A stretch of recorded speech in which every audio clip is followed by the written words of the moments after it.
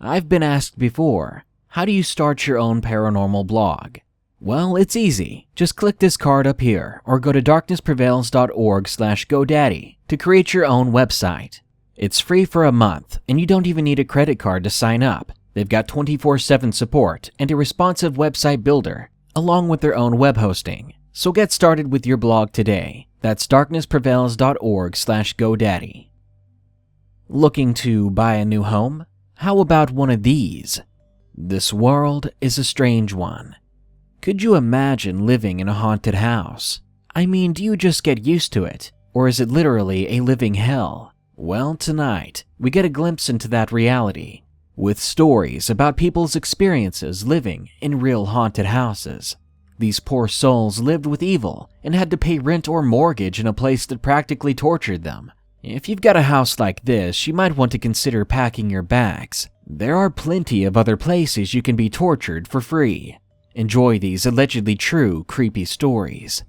But first, are you Native American with a creepy story dealing with your folklore or culture? Or have you lived in or been to Mexico and have a horrific story to share? Send over your story soon at darknessprevails.org, and it might be featured in a new video. Thanks. Now, I always knew Satan was a realtor. Number 1. My Haunted House, submitted by BRUNO. What you are about to hear is something that has been happening to me for quite some time now. In the summer of 2015, I just turned 25 years old, and I was moving into my dad's house. I know what you're thinking. What kind of loser is still living at home? Well, I fell into some hard times, and I had to move back. My dad lives in a small town in Michigan, north of Flint. His house is very big, sitting on a large property at a dead-end street. Growing up in the city my whole life, reluctantly I really hated the thought of living back out there, being miles away from everything and not having any Wi-Fi. Now, because I have a lot of siblings, I was moved into the basement. And yep, it was your typical basement, dark, damp, and cold. From the very first night, I felt very uneasy. I felt like I was being watched all hours of the day. At night, it was even creepier down there. I would feel eyes following my every step, but yet I stayed down there most of the time I was home. One night when I was sound asleep, I could feel what felt like hair touching my face. I tried putting my hand over my head and face to kind of push it away, thinking it was a bug of some sort. Then something grabbed hold of my foot. Immediately I sat up in bed, terrified. At the same time, I could hear what sounded like bare feet running across the cold, hard floor, away from my bed and towards the door. Heart pounding. At first, I thought it was one of my little sisters coming down to mess with me. But they are very young and are deathly afraid of their own shadows. It wasn't like them to sneak down here in the dark, so I doubted it was them. For the rest of the night, I turned on my TV and stayed up until I couldn't keep my eyes open anymore. The very next morning I woke up, and I just happened to glance on the floor beside my bed, and what I saw gave me goosebumps. On the floor next to me were little tiny wet footprints, about the size of a 5-year-old's. The footprints led from my bed to my door, and then they just stopped. Trying to be brave and think rationally about this, I went upstairs and interrogated my sisters. I asked them over and over, "Which one of you were in my room last night?" Of course, they all denied even being up that late. My stepmother even confirmed that both of the little ones slept with her last night, and they never once left her side. A couple of nights went by with pretty much no incidents, and I quickly forgot the whole ordeal. Until one night I came home pretty late from work, extremely stressed and exhausted. I just crashed on my bed, falling fast asleep. I didn't even bother taking off my shoes. I had a dream that I was standing in the corner of my room in the pitch black, and I could see myself on my bed. But at that point I was awake and on my phone, and all I could see was the light of my phone on my face. It was extremely weird and utterly unnerving at the same time. I'm just standing there watching myself.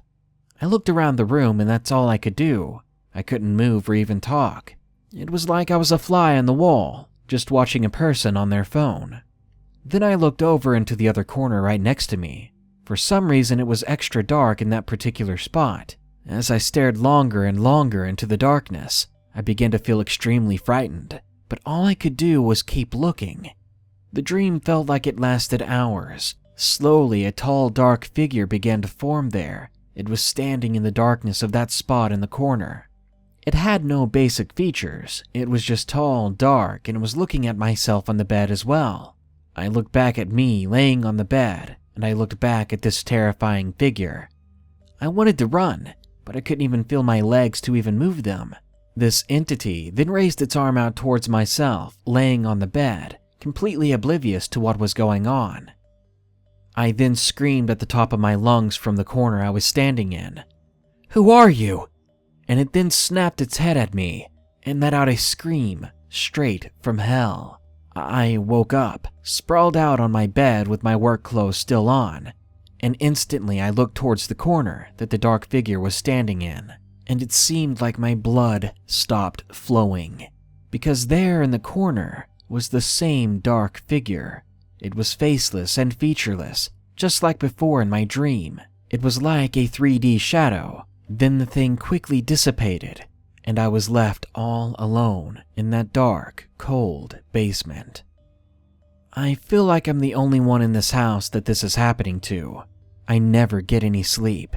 I go to work extremely tired, and I try to stay out of the basement as much as possible. I've even tried telling my dad what's going on down there, but being the cop and ex-military veteran he was, he doesn't believe me.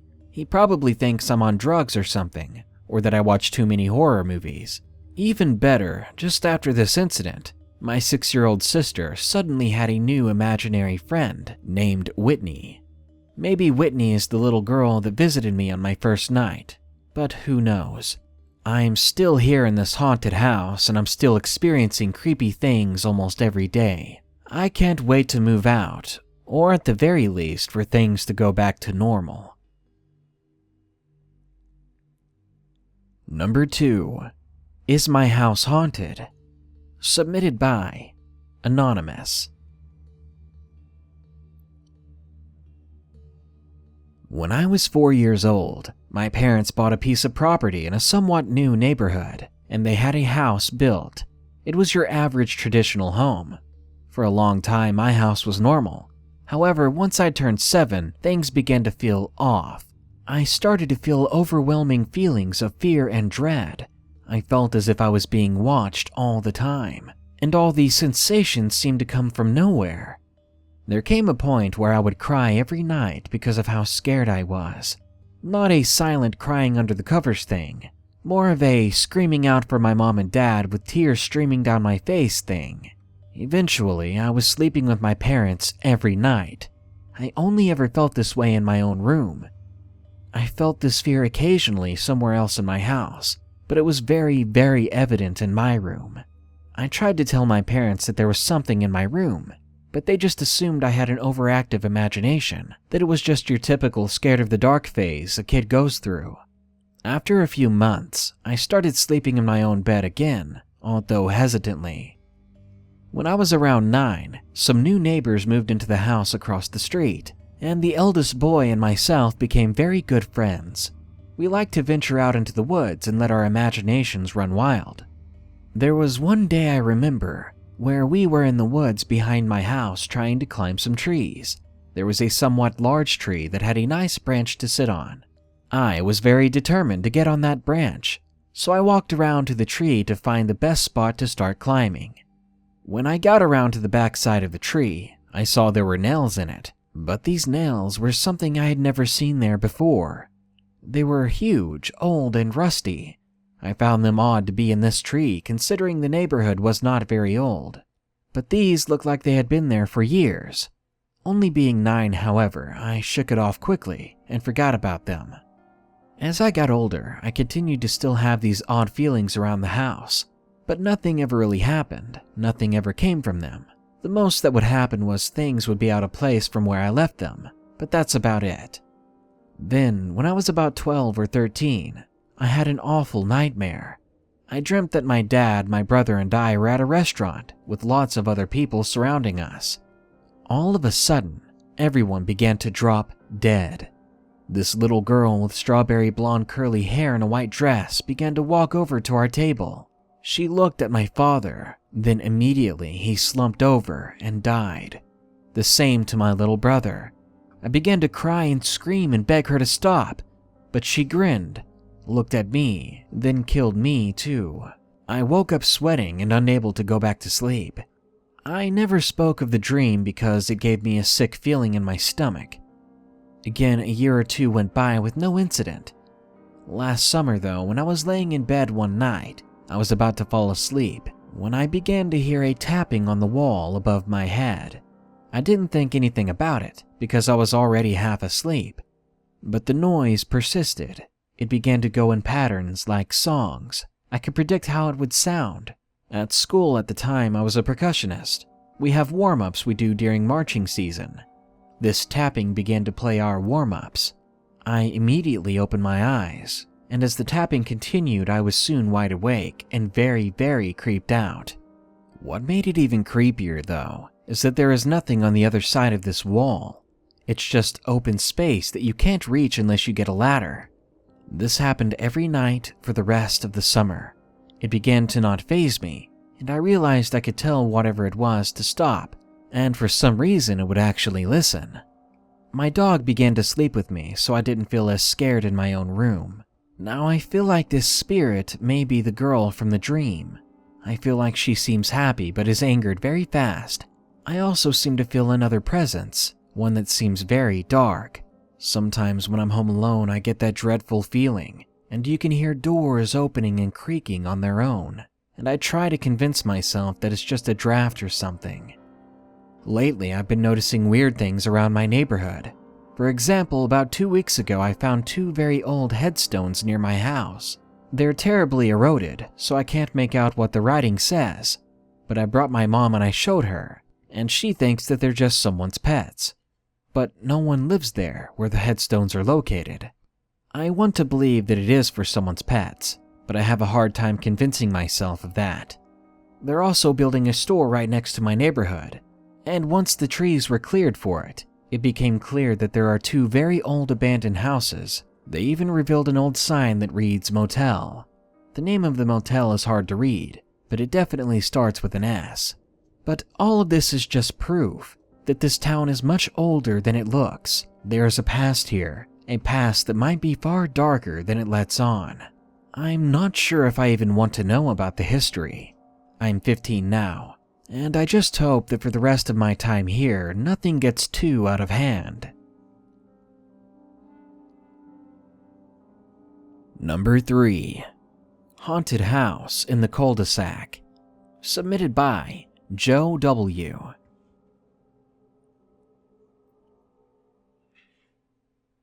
When I was younger, I grew up in a cul-de-sac type neighborhood, and one of the houses in this neighborhood is where I had some creepy experiences. Honestly, I'm not sure if the house is still there today. The last time I've been there was 10 years ago, so that would have made me about 9 or 10 years old at the time. The last time I went to that house, I went there with a couple of friends. Let's call them Jason, Andrew, Corey, and Steven. We usually try to get into this house to see what the inside of it looked like. We just thought the place was creepy, and creepy was fun to us. Our parents told us stories about the place from when they were children. They said when they were little, there was an old man that lived there that did not like children coming around. He ended up having a heart attack on the porch, and he died. Honestly, we did not believe them that much, because we thought that they were just trying to scare us and to keep us away from the house. Before they told us the story, we tried to get into the house about 10 to 15 times already, without much luck. Each time we tried, everything seemed to be locked. The windows, the doors, the cellar. It seemed like there was no getting in. But finally, we made it. The first time, we were able to pry open the back door, which quickly became our primary entrance to the place. That is until someone came and fixed the door, even though we never saw anyone over at the house. So after that, we brought a table and a couple of chairs to the house so we could have something to sit on, and we pried open a window. Inside, the place was pretty much clean, except for an old musty smell. So we set up the table and chairs, then we left to go get some food and drinks. And when we came back, The chairs were gone, and on the surface of the table there were newspapers and letters scattered about. The letters had no name on them at all, and we opened at least 2 or 3 of them, and there were playing cards inside, the ones you play games like spades or go fish with. I picked up one of the newspapers, and the date read June 21st, 1986. Before we could even be weirded out by this, we began to hear what sounded like an old man yelling from upstairs in one of the bedrooms. Then quickly after, the sound of heavy and angry footsteps storming down the stairs. Almost tripping over ourselves, we all ran out of the house, trying to figure out what just happened. After that experience, none of us would walk near or around the house unless we had someone with us, and if we had to go near it, we would be on the opposite side of the road of that place. We would gaze across the street into the windows, but there was no one there. The place was completely abandoned. No cars in the driveway, no silhouettes in the windows, no one. Eventually, I opened up to my parents about us breaking into that house.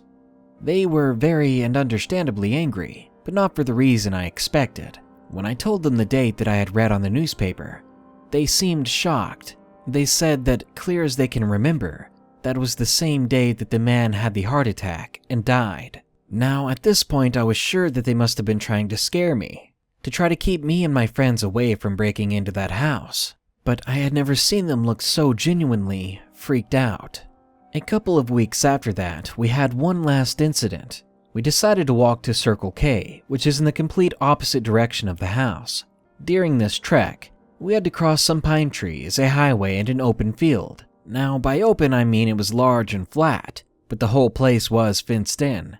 The only way to get into it was through this building. As we approached the building, we saw something very weird. It was the same set of table and chairs that we had taken into that house that day, except now they were in front of this building, and the employees of this place were using it. Curious, I asked them where they got the stuff, and they told us that someone had left it here this morning. Honestly, since all of this, we all wish that we listened to our parents to stay away from the house. But then again, every kid does that at least once in their lives, letting their curiosity drive them. My friends and I to this day still talk and reminisce to this creepy experience, and I don't think any of us could ever forget it. Number 4. Fort Benning Haunting. Submitted by KRISTIN K. The story I'm about to share with you is a patchwork of memories I have from when I was about 5 or 6 years old, living in Fort Benning, Georgia. I can't honestly recall when these events started, or if anyone other than me experienced anything similar. I was a bit of a wild child and played constantly with other army brats living around me, but I was also very imaginative and spent a great deal of time in my own world, and I never talked about the things I experienced. The most vivid memory I have are the pair of red eyes that I used to see all the time. I would see them under my kitchen table. Sometimes they were just red orbs, and other times they would resemble the eyes of the frost giants from the movie Thor. They were always menacing, but never harmed me. They watched me from the table or the dark hall or even when I slept. I can remember waking up from nightmares to see them in the darkness beyond the open door of my bedroom. But this particular situation ended when my father was restationed and we had to move. The shadow people, or rather the person I saw, is a different story. Here's a little background, and this happened before we moved. I used to have an imaginary friend whom I called Tina. I don't know where she came from or why she existed, and I doubt many children would answer this either. But I do remember becoming afraid of her one day. At one point I felt like she changed. Her presence became different. I began to see this shadow person who haunted me and creeped me out. I clearly remember sitting with my family to watch AFV, and out of the corner of my eye I saw a shadow. And when I turned to look, I saw a fully formed shadow man. It was a man wearing a hat, and he resembled what looked to be a cowboy or someone who stepped right out of a mediocre western. I was both shocked and afraid. I never mentioned this figure to my parents. I just knew how crazy it would sound. The shadow person stayed with me longer than the red eyes. I would see silhouettes form around the house when I was in the hallways at night, and there was no light. This shadow man would follow me until I turned the lights on. The last time I saw this figure was when I was 13 to 15 years old. I'm not sure why I didn't see more things, considering our house was built on a Civil War battle site, where bullets were a common find for builders. I've been sleeping in bed only to wake up from someone touching me or even lifting me out of it, but when I open my eyes, no one is there, and once I fell back to the bed as something had been carrying me out of it. I'm not sure if these things are the products of my imagination, or if I really did experience them. I enjoy hearing other people's experiences, but it does kind of shock me when I find out someone else has seen the things that I have seen. Being a Muslim, I know not to contact anything and to not respond to their attempts at communication, because that never ends up well for anyone. But I do believe it's my religion that has helped me survive and endure these experiences. And number 5, My Haunted House, submitted by Alex R.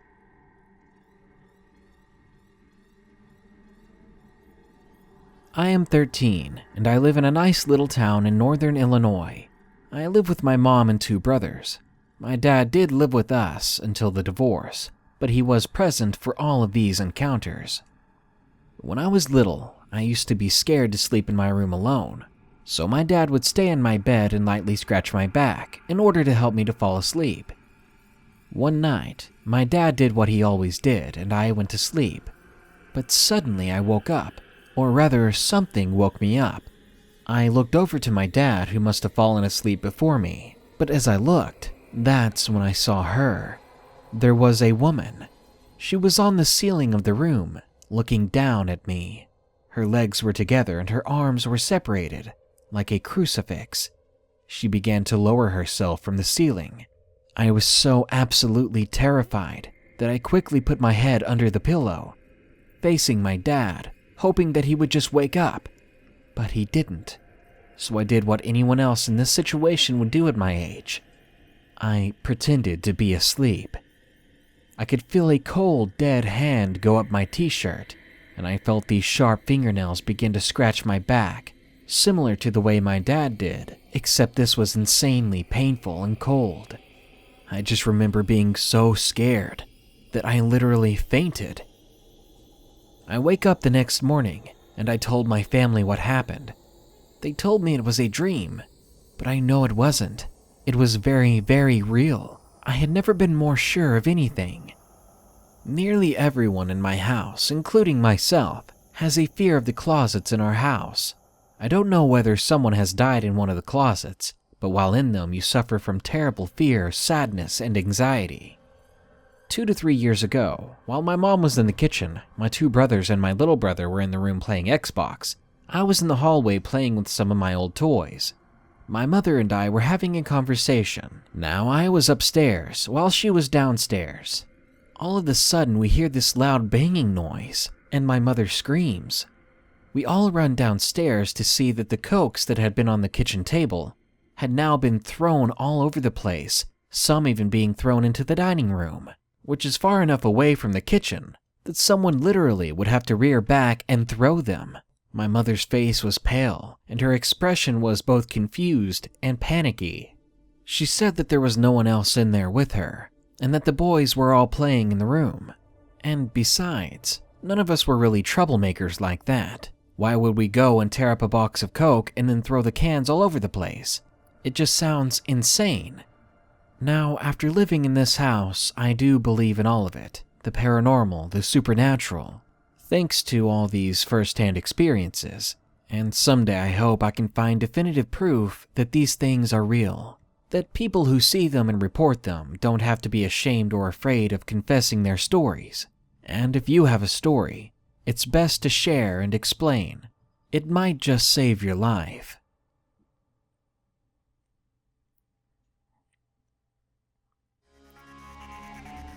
Many things create haunted houses.